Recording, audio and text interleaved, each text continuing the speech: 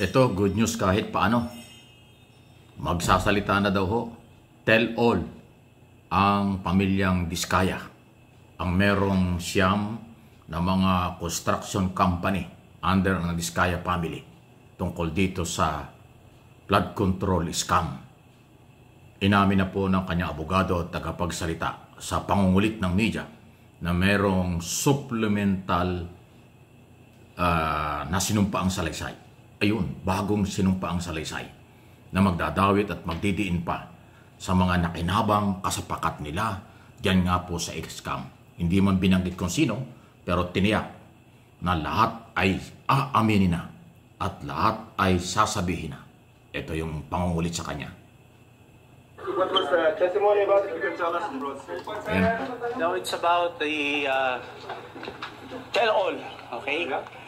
Because we are in coordination with the Department of Justice, no? So before the Department of Justice, tell all din kami doon.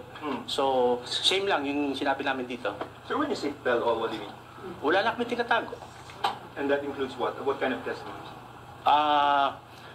About money, about the particular persons, bakit sa affidavit, kung ano yung transaction, ano yung history. Tell all na kami lahat. Sir, would you be able to name names? Wag na, nasa affidavit na yun. Hindi na babanggitin mo ng pangalan.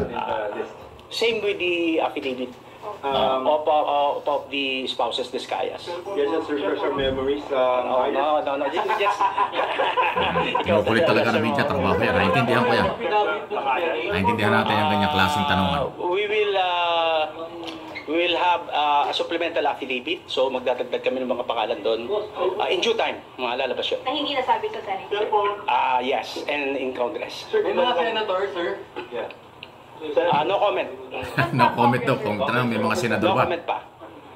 Less than 10? No comment, sir. Ikaw talaga, sir.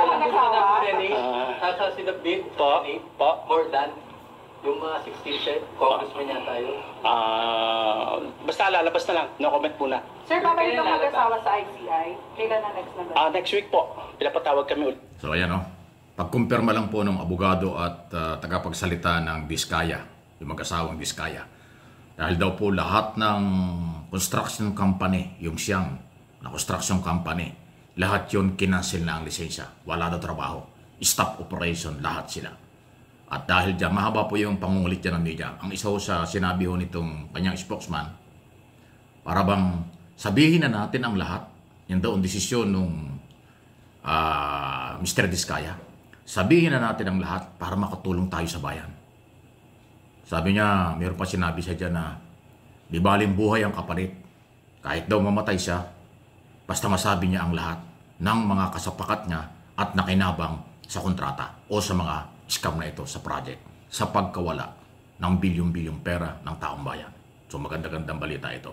At ang isa ho sa dahilan, tinanong anong dahilan bakit bigla siyang nagbagong ganyan at nanindigan. Mula pala nung malaking tulong pala yung rally. Tandaan nyo nung mag-rally ang mga militanteng grupo, taong bayan, dun sa kanilang building, kanilang bahay. Nung kinalampag yung gate nila, pinagbabato ng kung ano-ano. Talagang ginulo yung kanilang opisina at bahay. Nung mga nag-rally nung unang araw. Doon pala nag-decide na talagang kailangan nilang magsalita na. Kaya dinahandahan lang kasi maraming gusos-person. Pero ngayon, merong lalabas uling supplemental statement na sinumpaang salaysay.